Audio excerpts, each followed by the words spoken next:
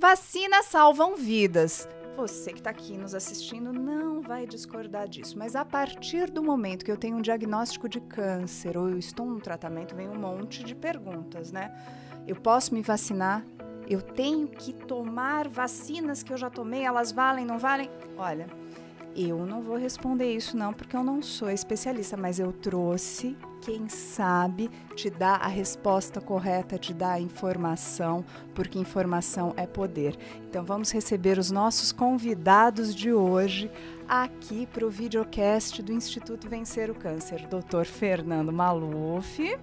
Eu vou ler aqui, viu? Para eu não errar em todo o currículo bonitinho. O Dr. Fernando Maluf é oncologista, fundador do Instituto Vencer o Câncer, que além de toda a experiência no atendimento direto aos pacientes, ele vai falar sobre um projeto de vacinação para ajudar a erradicar, ó, dar tchau de uma vez por todas a alguns tipos de câncer.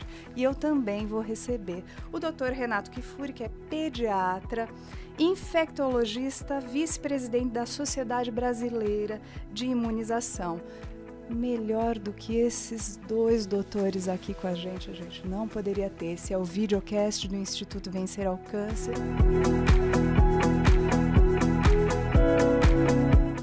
Bem-vindos, doutor Fernando, doutor Renato. Obrigado, é um prazer, Flávia, poder ser entrevistado por você. É um prazer estar com o meu grande amigo Renato, que certamente é um dos maiores especialistas do país na área, não só como médico, mas como, outra vez, um profundo conhecedor das políticas públicas do país. Que lindo, que lindo. Bem-vindo, doutor Renato. Prazer é meu, Fernando. Obrigado, querida, por estarmos juntos aqui no Instituto Vencer o Câncer. É um prazer estar sempre junto de vocês. E eu tenho certeza que quem nos acompanhar hoje vai ter muita informação, uma informação de uma forma direta, de uma forma leve. Aproveito que se você estiver nos assistindo pelo YouTube, não esqueça de deixar seu like, compartilhar esse vídeo. Muitas vezes uma boa informação que você recebe aqui vai fazer a diferença na vida de pessoas que você nem imagina. Isso é informação de qualidade, informação de realmente que você pode confiar e compartilhar. Compartilhe esse vídeo para que a informação chegue a quem precisa. E eu vou começar com as nossas perguntas. Primeiro, vou perguntar para o doutor Renato, tá bom? Doutor Renato, eu sou mãe, tá? Vacina e pediatria, olha, mãe tá sempre com a carteirinha de vacinação, não vai questionar, na grande maioria, né, dos casos, a gente tá lá sempre trabalhando com os médicos e seguindo o calendário. Quando as mães têm dúvidas sobre vacinar as crianças, elas chegam claramente para um pediatra. Mas quando a gente tem um paciente oncológico, especificamente, eu acho que essa informação não é tão clara, não é todo mundo que tem clareza de direcionamento, tá? O senhor poderia nos orientar, falar quais são as vacinas gratuitas, por onde que a gente tem que caminhar nesse cenário? Perfeito, Flávio. Acho que você tocou num assunto super importante. Quando as vacinas foram desenvolvidas, foram desenvolvidas para o público pediátrico. Isso algumas décadas atrás, 3, 4 décadas atrás, uma geração. Então, pouco se falava da vacinação do adolescente, do idoso, quem tem uma doença crônica, ou do viajante, da gestante. A vacina era, como você bem disse, da criança, do pediatra. E nós descobrimos, depois de tantos avanços e tantas conquistas que as vacinas trouxeram, o potencial que as imunizações têm em prevenir doenças em todas as idades, em todas as situações. Então, hoje, certamente, não há uma idade sequer onde não há um calendário de vacina específico para a sua idade. Para o idoso, para a grávida, para o adolescente. E para os pacientes especiais, né, Fernando? A gente tem os pacientes oncológicos, muito cuidado, porque são pacientes, muitas vezes, com uma imunidade rebaixada. Quer seja pela doença, quer seja pelo tratamento que esses indivíduos são submetidos. Então, vacinar esses indivíduos com algum grau de comprometimento do seu sistema imune é crucial. É crucial porque eles são indivíduos de maior risco, não só para adquirir algumas doenças, mas para desenvolver suas formas graves. Então, prevenir doenças, a gente tem várias vacinas aí no calendário, a grande maioria delas disponíveis no SUS, gratuitas, E pouca gente sabe, é isso que é importante dizer, as vacinas para pacientes especiais que têm doenças crônicas, que têm cardiopatia, que têm diabetes, que têm câncer, são disponibilizadas, boa parte delas, no Sistema Único de Saúde. E a procura, infelizmente, é menor do que a gente gostaria. Então, a gente precisa falar cada vez mais. E você, se você não sabe, tem alguém, algum conhecido, as vacinas, doutor Renato, vou pedir para repetir, assim, para a gente grifar e colocar em negrito. As vacinas para pacientes especiais são disponibilizadas no SUS. Vacinas contra gripe, vacinas contra pneumonia, vacinas contra hepatite, vacinas contra o HPV. Essas são as vacinas extras, né? Além das vacinas normalmente do calendário, a difteria, o tétano, o sarampo, a cachumba, a rubéola, que estão disponíveis para toda a população. Mas essas vacinas especiais, ou seja, para quem não está, para toda a população adulta, por exemplo, a vacina contra a gripe, contra o HPV, contra as hepatites A e B, estão disponíveis para os pacientes oncológicos. Que lindeza! Olha lá, olha quanta informação aqui. Agora eu vou perguntar, então, para o doutor Fernando. Doutor Fernando, as pessoas não costumam associar tratamento de câncer com vacinação. Mas tem alguma correlação? Tem algum segredo aí, alguma linha direta para a gente saber? Então, a vacina, na verdade, a história da vacina e do câncer, ela começa pelo fato de algo que a gente sabia, mas não tinha dimensão, de que cada 100 casos de câncer, por volta de 14 casos são relacionados às infecções. Então, em sabendo isso, e sabendo que boa parte dessas infecções são causadas por vírus, e que esses vírus, não todos, mas uma parte deles, pode serem prevenidos pela vacina, então já cria uma ligação entre vacinar para alguns tipos de vírus, evitar infecção e evitar câncer secundário e infecção crônica. Isso vale para o HPV, que é o vírus causador do câncer do colo de útero, causador do câncer de pênis. Lembrando que no Brasil, câncer de pênis é a maior incidência do mundo. Câncer de vulva, que é uma das maiores incidências do mundo. Câncer do canal anal e câncer da garganta, numa área chamada orofaringe. Um outro vírus que causa câncer é o vírus da hepatite B, que também tem vacinação. O da hepatite C, a gente ainda não tem uma vacina eficaz, mas da hepatite B nós temos. Então, se a gente entender que a vacina previne infecção e alguns tipos de infecção ligam-se a câncer, então sim, a vacina evita câncer. Uma outra forma da vacina atuar, que é uma forma de vacina terapêutica, que é vacinação como forma de tratar um câncer. E aí, por coincidência, eu estava num congresso agora, falando sobre essas novas formas de vacinação para tratar câncer. E sim, um dos grandes carro-chefes hoje da imunoterapia são o desenvolvimento de vacinas que vão promover outra vez uma inteligência do sistema imune para atacar o câncer. A primeira vacina que foi aprovada foi para câncer de próstata, não tem no Brasil, mas uma linha de pesquisa muito, muito interessante são as vacinas baseadas em RNA, que foi a vacina da Pfizer, né, que foi desenvolvida contra o Covid e que agora tem sido estudada com resultados preliminares muito, muito instigantes, tanto para melanoma quanto para câncer de pâncreas. Olha que interessante, ou seja, a ciência caminhando realmente para nos dar outras luzes, outros caminhos, ao invés da gente ter aquele senso comum sobre vacinação, não é? Acho incrível, eu fico muito feliz conversando com vocês e tendo essa informação mesmo, pessoalmente falando. E se eu tenho, assim, se eu fui diagnosticada com câncer, tem alguma orientação geral para eu realizar uma vacinação? Bom, aí tem a terceira parte da vacina. Então, nós falamos das primeiras duas partes, que é evitar ter um problema numa faixa da população que é relativamente saudável. A vacina terapêutica, para tratar e curar pacientes com câncer, e a vacinação, né, para evitar complicações de pessoas que têm o diagnóstico de câncer. E uma dessas vacinas, que agora tem sido muito falada, é a vacina contra o herpes. Tá. Então, a gente sabe, por exemplo, que pacientes com câncer têm uma predisposição a desenvolver ou reativar, na verdade, um herpes já adquirido no passado e que essa reativação, que pode ser de várias formas, tem uma forma mais grave chamada herpes zoster, que aí tem uma série de complicações como quadros de dores agudas, até mesmo disseminação para sistema nervoso central, etc. Então, uma das recomendações agora de uma vacina, e essas vacinas para herpes foram melhorando, é que pacientes com diagnóstico de câncer, particularmente aquele com doença muito avançada ou com tratamentos que deprimam a imunidade, que essas pessoas sejam também vacinadas. Interessantíssimo. A minha mãe, ela foi paciente oncológica, né? Ela veio a falecer e ela teve uma recaída com herpes zoster muito agressiva e foi muito ruim no tratamento dela.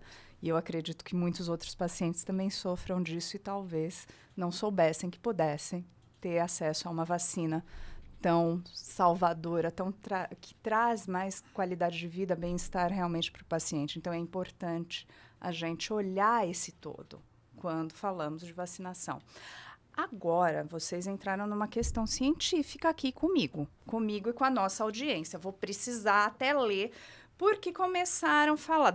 Vou pegar o doutor Renato aqui para conversar com a gente, que é o seguinte. Falamos, né, vacinação, teve muita questão, vacinação de Covid, aí 2 tipos de vacina atenuada, vacina inativa. Meu Deus, quanta dúvida e pouca resposta direta. Então, aproveitando que o doutor Renato está aqui sentado conosco, quais são as diferenças básicas entre as vacinas? O que a gente precisa saber para se imunizar de uma forma consciente?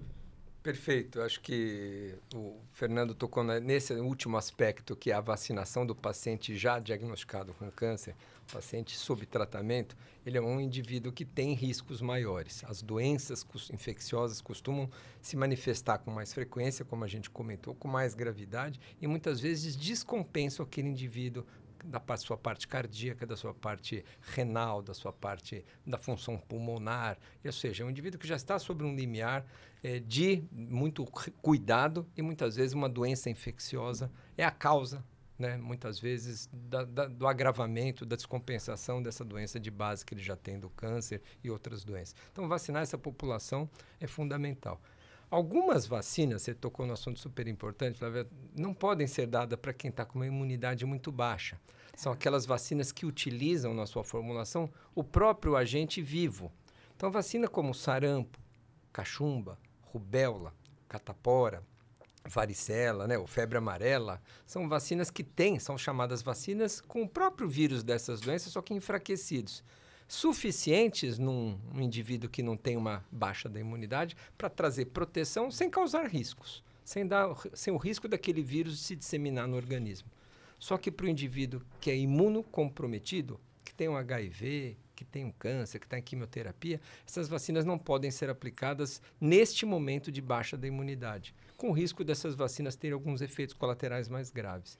Então, para esses indivíduos que estão durante uma imunossupressão, durante o tratamento do câncer, a gente utiliza as demais vacinas que não são de vírus vivos, e aqui o zoster é importante, as de pneumonia, as de coqueluche, as vacinas de gripe e as vacinas de Covid. Nenhuma das vacinas de Covid tem componentes vivos, são todas também chamadas inativadas ou vacinas mortas. Então, a gente utiliza essas vacinas na rotina. E essas vacinas com vírus vivos, então nunca vou poder vacinar de febre amarela um indivíduo que está com uma imunossupressão, que está fazendo um tratamento de um câncer. Pode, dependendo do momento. Ele terminou o uso daquela medicação, terminou uma quimioterapia, aí você tem um intervalo que você pode utilizar. Então, essas vacinas requerem cuidado, requerem um momento ideal específico para vacinar. Mas as vacinas que não são de componentes vivos, as vacinas chamadas inativadas, têm esses nomes complicados, mas essas podem e devem ser dadas em qualquer momento, porque vai proteger esse indivíduo, mesmo sabendo que esse indivíduo tem um agravamento da sua imunidade. Às vezes não responda de uma maneira tão adequada quanto um indivíduo mais jovem, imunocompetente, né, com o seu sistema imunológico, ela vai mesmo assim proteger justamente essa população que tem mais risco. É complicado esse calendário. Então, algumas podem, algumas não podem, algumas podem dependendo do momento que o indivíduo se encontra do tratamento. Para isso, existem os centros especializados em vacinação de pacientes especiais. No Brasil, nós temos no SUS, né, Fernando, os chamados CRIE, Centros de Referência de Imunobiológicos Especiais. São postos de saúde específicos para vacinação desses indivíduos que têm algum fator de risco, de forma gratuita, de novo, no SUS, com quase todas essas vacinas. Que legal, que legal. Mas agora eu vou abusar, então, que o Dr. Maluf está aqui, vou fazer uma pergunta como se fosse eu, assim, chegando. Dr. Maluf, estou aqui, preciso saber. Estou diagnosticada, sou uma paciente em tratamento de câncer. Eu preciso saber. Agora começou o calendário de vacinação de gripe, coronavírus. Eu posso ir? Eu vou quando todo mundo vai? Eu tenho que ir numa data específica? O que eu faço? Estou aqui perdida. Bom, essas regras, elas variaram um pouco no país, porque teve primeiro uma parte relacionada com a faixa etária, depois foi incluído algumas outras doenças, além da questão da faixa etária. A recomendação, e aí acho que é importante até o Renato, que é um especialista, detalhar isso, é que pacientes com diagnóstico de câncer não têm nenhuma contraindicação formal de vacinação em relação à Covid, independente das vacinas. As vacinas, né, elas são seguras, elas têm diferenças entre si em relação à metodologia no qual elas são confeccionadas, no qual elas são construídas, mas elas devem ser feitas para todos e todas pacientes com diagnóstico de câncer. Além dessas vacinas, o Renato pode detalhar melhor, nós temos a vacina contra a gripe, nós temos agora a vacina contra o herpes, quer dizer, tem uma série de outras vacinas que vão além do Covid, mas que são super importantes, porque, outra vez, muitos pacientes com câncer, não todos, mas muitos pacientes têm ou uma doença muito avançada, ou fazem tratamentos que debilitam o sistema imune de modo importante. Agora, por outro lado, isso é uma dúvida que sempre perguntavam, e qualquer paciente não. Você tem, por exemplo, alguém que teve um câncer localizado, que foi tratado ou tratada, uma mulher com câncer de mama, foi operada, está fazendo tratamento com hormonioterapia, essa paciente tem imunidade idêntica de alguém que não teve diagnóstico de câncer e que não faz nenhum tratamento. Então, como tudo na vida, a gente estratifica os grupos de risco, né? Então, dentro do câncer, nós temos pacientes de mais e de menos risco. Então, pacientes de mais risco são pacientes com cânceres hematológicos, linfoma, leucemia, mieloma, pacientes com tumores muito avançados, pacientes que têm uma debilidade da imunidade pelo tipo de tratamento e pacientes como outros pacientes que não têm câncer, que têm uma idade muito avançada e outras doenças associadas que, outra vez, deixam aquela pessoa um pouco mais frágil. Perfeito, perfeito. Então, vou emendar com o Dr. Renato numa questão. Nós estamos focando no paciente, mas quem cuida dos pacientes? A família, né? Eles têm que ser imunizados. O que a gente tem que fazer? Quais são os cuidados com quem está cuidando de um paciente imunodeprimido? Fundamental, Flavinha. A gente aprendeu que muitas das infecções causadas ou adquiridas por pacientes que têm um comprometimento do seu sistema imunológico, aquele com câncer, um bebê prematuro, aquele que vive com HIV, essas infecções são adquiridas dentro de casa.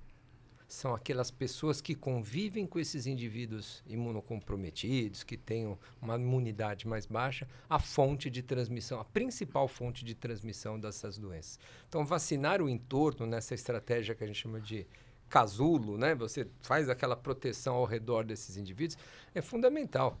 Isso vale para nós, profissionais da saúde, que muitas vezes cuidamos desses indivíduos, então não é justo que nós infectemos nossos pacientes, às vezes um resfriado, uma gripe, uma Covid-19 em nós, que pode ser um quadro mais leve, pode ser muito mais grave nesses indivíduos que nós tratamos. Então, você proteger esse entorno do profissional da saúde, daqueles que convivem, daqueles que lidam com esses indivíduos com câncer, quer seja pela idade, cuidadores, irmãos, netos, filhos, é fundamental na prevenção de doenças, além de vacinar o próprio paciente. Então, a gente vacina o paciente e vacina o seu entorno. E é bom lembrar que vem outras vacinas aí pela frente. Nós estamos falando daqui a pouco de vacinas contra o vírus sincicial respiratório. uma vacina, uma doença importante nos idosos, importante nos bebês. Então, são vacinas que estão por vir, né? Vacina contra a dengue. Então, nós temos... Dengue não é transmissível, mas nós ampliaremos em breve, obviamente, a capacidade de proteção dessas doenças através das vacinas. Então, hoje, a gente tem que olhar o paciente oncológico com esse olhar que você bem lembrou. Vacinar o indivíduo, mas vacinar o seu entorno, que muitas vezes é nessa população que convive com esses pacientes que a doença se transmite. Importantíssimo. Eu vou fazer uma pergunta bem básica, mas eu acredito que as pessoas às vezes fiquem com esse tipo de dúvida. Elas seguem o calendário de vacinação nacional? Tanto o paciente quanto o entorno, ou nós temos algum calendário específico? Calendários específicos. Tá. Né? Pacientes, você faz o calendário, você tem um indivíduo que tem algum câncer e ele tem 20, 40, 50, 60 anos, ele tem um calendário próprio para a sua idade. Tá. E já deve estar com o seu calendário vacinal atualizado. Se não estiver, nós vamos atualizar. Mas nós vamos oferecer vacinas adicionais, porque ele é um paciente de maior risco. Então, um adulto de 40, de 50 anos que tem lá suas vacinas em dia, ainda assim, ele precisa receber vacinas adicionais de pneumonia, de zóster, de HPV, de gripe, que não estaria gratuita para 40 anos de idade no SUS, a própria Covid-19, o próprio herpes zóster. Então, nós temos vacinas adicionais, não só para o paciente que está com câncer, mas para todos aqueles que convivem com ele. Essa é uma receita de prevenção que precisa ser mais divulgada. Você sabe que hoje nós temos, nesses centros de referência que fazem imunizações no país, tem todos os estados do Brasil. E nos municípios que não tem, existe o que nós chamamos do CRI virtual. Então, o município não tem, mas ele se reporta ao CRI do seu estado, eles enviam as vacinas especiais para aqueles pacientes, ou seja, no país tem uma capilaridade onde todos podem ser vacinados. Mas há uma subutilização enorme.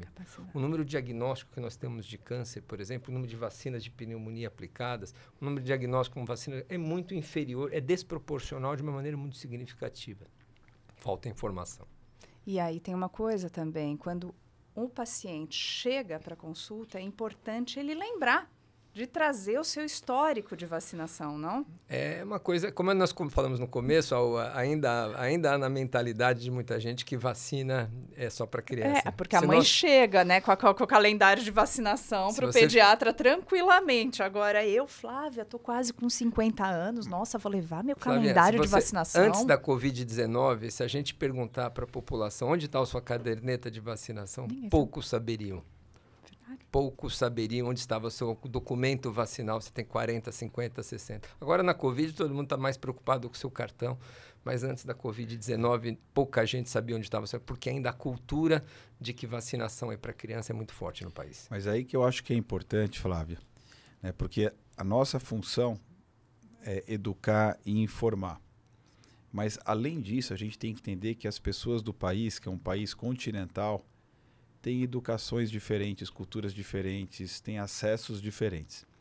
Então, uma parte muito importante, e esse atual governo tem desenvolvido uma secretaria especial para isso, que é a Secretaria da Saúde Digital, é que a gente tem um mapeamento da nossa ficha eletrônica, do nosso prontuário, onde, de modo não reativo, mas de modo preventivo, o Estado tem a inteligência para saber aquela pessoa, naquela idade, com aquelas comorbidades, por que ela não foi vacinada aquele ano da vacina da gripe? E indagar essa pessoa. Então, tem vários locais do mundo, em países desenvolvidos, que a gente chama, que existe um controle populacional dizendo: senhora Maria, a senhora não vacinou. Senhora Maria, a senhora não fez a mamografia desse ano. E óbvio que a pessoa tem a opção de falar quero ou não quero. Sim. Mas no Brasil, a questão não é que as pessoas não querem. As pessoas não sabem, elas esquecem, elas não têm acesso no seguinte sentido. A gente estava conversando disso. Tem que parar um dia de trabalho para ir ser vacinada. Ou tem que parar 2 dias de trabalho para ela se vacinar e mais um dia para levar os filhos. Então, tem toda uma logística que é super difícil. Então, ter, obviamente, o dado, um prontuário individual de cada pessoa, onde o Estado preventivamente fica mais esperto e não reativo para resolver um problema, e sim para antecipar o que sabe que vai acontecer, acho que é uma coisa que a gente precisa fazer e acho que isso tem sido desenvolvido de um modo bem importante, né? Tem o Conecta SUS e a gente agora está caminhando para algo, na minha opinião, mais interessante, que é o caminho adequado. E um outro ponto importante, a gente conversou bastante disso, a gente debate isso e é uma pauta do Instituto, é que, por exemplo, no HPV, que tem o câncer do colo de útero como a causa número 1 de morte entre mulheres no norte, a causa número 2 de morte entre mulheres no nordeste, no norte é número 1, nordeste é número 2, de um câncer no Brasil, que são quase 20 mil casos, comparado com a Austrália, que são 250 casos, né, e a Austrália tem o mesmo tamanho do Brasil, mostra que esse câncer ele poderia ser erradicado, literalmente. Como as doenças infecciosas, algumas já foram, esse também poderia, como poderia ser o câncer de pênis, boa parte dos tumores de vulva e de canal anal. O ponto aqui é que menos de 30% das crianças do país são vacinadas. E meninas até um pouquinho mais do que meninos. E por quê? Porque preconceito, a gente conversou isso, acho que é marginal o problema. O maior problema é acesso, mesmo tendo no SUS, tem que parar um dia de trabalho para levar as crianças, falta de conhecimento, falta de lembrança. E aí a gente precisa criar soluções, além de ter uma prontuário virtual ou eletrônico, de como que a gente vai conseguir trabalhar para vacinar, por exemplo, as crianças contra HPV. E porque adianta vacinar com 35, 40 anos, adianta, mas o benefício é menor. O grande benefício são nas crianças que ainda não tiveram contato com a vida sexual. Então aí vem uma série de discussões, a gente tem trabalhado muito isso, talvez de pensar, e é uma logística complicadíssima, mas viável e possível, de uma união de federação, governo e município, de vacinar no colégio, que é onde a maioria das crianças estão, elas estão estudando, e fazer um trabalho conjunto do tripartite, mais Ministério da Educação, Ministério da Saúde, para conseguir vacinar as crianças e adolescentes das vacinas específicas nessa idade e, como o Renato falou, vacinar o que não foi feito na época infantil, mas que pode eventualmente ser corrigido nessa fase da criança e do adolescente, o que não foi feito eventualmente numa fase que a criança tinha 2 ou 3 anos. Então, criar um sistema dentro do colégio, que é o local onde a grande maioria das crianças estão, seria algo que a gente conseguiria corrigir a dificuldade do acesso dos pais, a dificuldade do conhecimento e o peso grande, né, e as mazelas que o esquecimento fazem nas pessoas. Com certeza. E eu me lembro, eu estou falando, tenho quase 50 anos, mas eu me lembro de campanhas de vacinação de pólio que aconteciam em escolas. Na minha época, isso... De meningite. E acontecia, a gente era vacinado realmente na escola. E aí já vou perguntar aqui, doutor Fernando, o Instituto Vencer o Câncer, que eu sei que é muito ativo, é muito mão na massa para divulgar informação, faz eventos. O que vocês no Instituto já fizeram falando sobre o tema de vacinação, divulgando mais? Bom, esse tema é um tema que eu diria que é um dos carros-chefes do Instituto, em termos de informação. Nós temos um número de profissionais de saúde envolvidos nisso, tanto da parte médica, quanto de enfermagem, quanto de assistência social, eu diria, quanto da parte de estratégia de políticas públicas. Então, a parte de informação para o público é algo muito importante. O Instituto já fez também campanhas e já conseguiu, outra vez, trazer vacinas e vacinar as comunidades, um período atrás.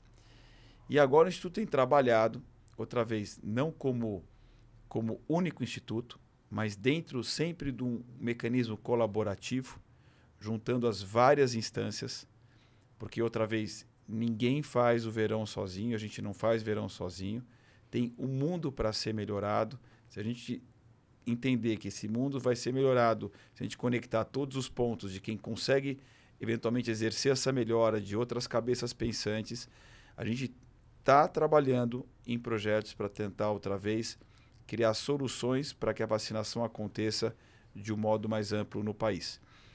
Uma das estratégias que têm sido pensadas, que outra vez não é fácil, se fosse fácil já tinha sido resolvida há muito tempo atrás, é essa questão de como que a gente vai minimizar ou diluir as dificuldades do acesso, aumentar, né, a falta da informação ou do esquecimento, trabalhar em cima do preconceito ou das fake news que são e foram muito importantes, né?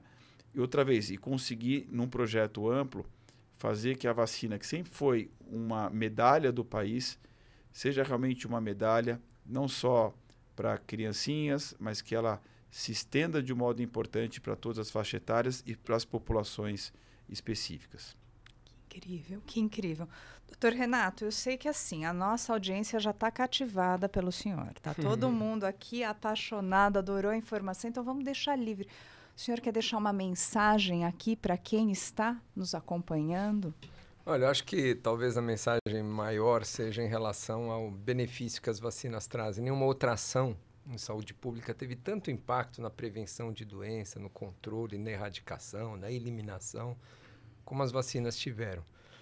Esse é o grande desafio das vacinas, é continuar motivando as pessoas a se vacinarem, mesmo não convivendo mais com essas vacinas, com essas doenças.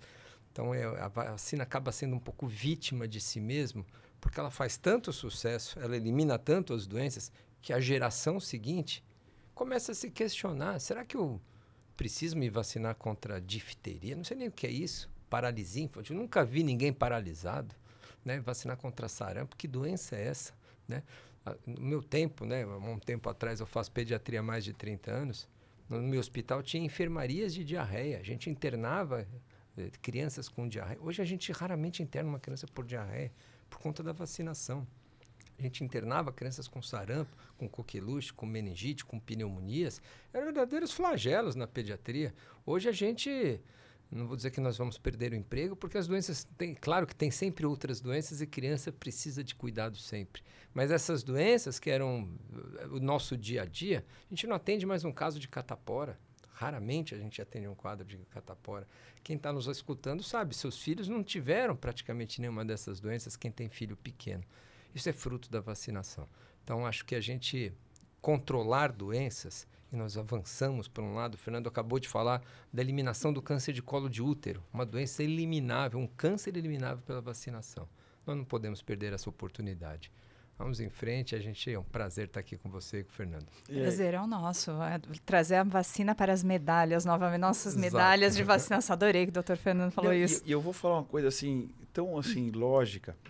A gente fala de estilo de vida. Eu, por exemplo, amo esporte. E eu sei o sacrifício que eu tenho que fazer todos os dias, mesmo quando eu estou cansado, para fazer o meu esporte. É sacrificante. E é algo que eu tenho que fazer todos os dias.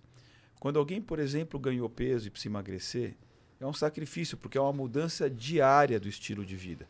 Ou seja, todo dia aquilo tem que acontecer. As vacinas são movimentos pontuais, que são muito menos sacrificantes do que alguém que não faz esporte virar um esportista, do que alguém que foi obeso e vai trabalhar para perder peso, que é tão importante, do que alguém que comia mal, que fumava, vai se reeducar. Alguém que fumava por 20 anos tem que parar de fumar. É algo possível, é algo que a gente tem que trabalhar, mas é algo duro, porque envolve um sacrifício diário.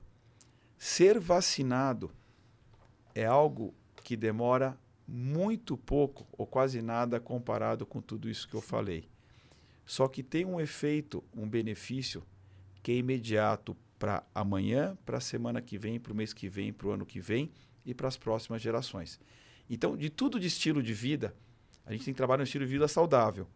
Mas de tudo, a vacina, eu diria que é o menos sacrificante para nós. E é o que todo mundo quer, não é verdade? Todo mundo não quer uma solução fácil, rápida e que resolva. Então, gente, não é? Ela precisa ser incluída nesse pacote de bem-estar, né, Fernando? É fazer atividade física, é não ser sedentário, é não fumar, e tomar vacina tem que estar no meio dessa discussão. E ninguém vai sofrer tanto para tomar vacina. Doutor Fernando, doutor Renato já estão contando aqui para a gente que é a solução assim que, ó, pá, pum. E para longo prazo. Estilo de vida, vacina, na minha opinião, hoje é um item. Incrível, incrível. Mais alguma mensagem assim direta, doutor Fernando, para nós aqui no nosso videocast gostoso?